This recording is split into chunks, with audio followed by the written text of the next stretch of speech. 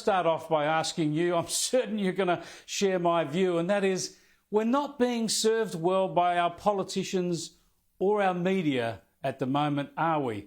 I showed you what happened at the National Press Club yesterday, the questions, the attack, the gutter level politics really directed at the Prime Minister. To me, this is the Twitterification of our media. This is what social media is doing to our media. It's not very edifying at all. There was a lot of nonsense at the press club, really puerile stuff, questions about apologies, a 2-year-old text messages between politicians who were bagging the Prime Minister. Wow, hold the presses. Politicians bagging other politicians in their text messages, and the price of milk, for crying out loud. It's so weak, this stuff, but that's the way of our media at the moment. That was enough for them to actually prattle on about all that stuff for all of last night and all day today as well. So you end up having the Prime Minister of the nation reduced to this sort of thing on breakfast television this morning. When the journalist who raised it is facing his own questions. So, look, I'll leave others to carry on about that. There are too many other important things for me to worry about who's gossiping about me. Yeah, so the Prime Minister there asked about the text messages and if he wants to know who sent them, and he says he's not interested in that. Has a go back at the journalist, Peter Van Onselen, because he's been named in a court case about internal ructions at Channel 10, and some of the text messages there have been cited. I mean, really, this is really a shocking new low for politics, isn't it? It just keeps getting more and more pathetic and puerile. Why do the media do this? Well, I think in many parts it's because they're lazy. This is just easy stuff. They don't have to think too hard about it. They think it's titillating for their audiences.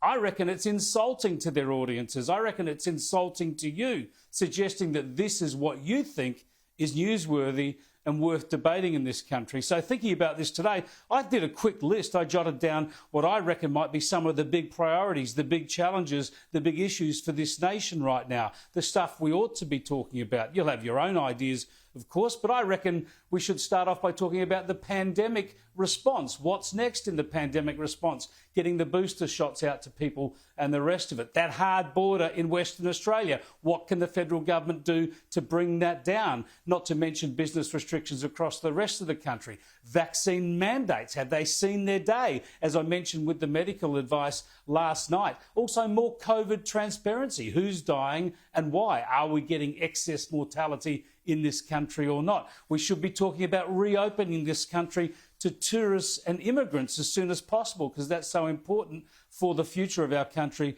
and for our economy. I talk also about defence preparedness. Are our subs up to date? Are our ships going to work? What about dealing with China, standing up to China? What more can we do there? What are the risks with Labor? Reliable and affordable energy. How important is that, of course? Absolutely critical. Education standards and our woke national curriculum. What can we do about that? And how about ending Indigenous disadvantage and perhaps establishing a voice for Indigenous Australians? Perhaps promise to take that to a referendum for Australians to vote on themselves. We've got a reform federation. We've seen during the pandemic what a shambles it is. Let's get the states and the federal government working more cooperatively and more efficiently together. Of course, all the economic growth and debt reduction issues we've got to focus on. How about reforming the ABC, getting it to adhere to its charter instead of thumbing its nose at it? And how about we do some work on preparing for bushfires? Instead of trying to pretend it's all about climate change, we've actually got to protect communities from bushfires. So look about those issues. How about we talk about those issues? There's enough there to have debates in this country, but we don't talk about it. The media focuses on these text messages and the price of bread and the rest of it. Remember, most of these journalists in the Canberra Press Gallery are the same ones who failed throughout the last election campaign to ever ask the Labor Party about the cost of its climate policies, for instance. These same journalists who love to run sexual assault attacks and claims against the government, for instance, they never once asked the Labor MPs about sexual assault claims, historical claims made against them, yet they now run these sorts of pathetic and puerile stories now. See, here's the thing, though.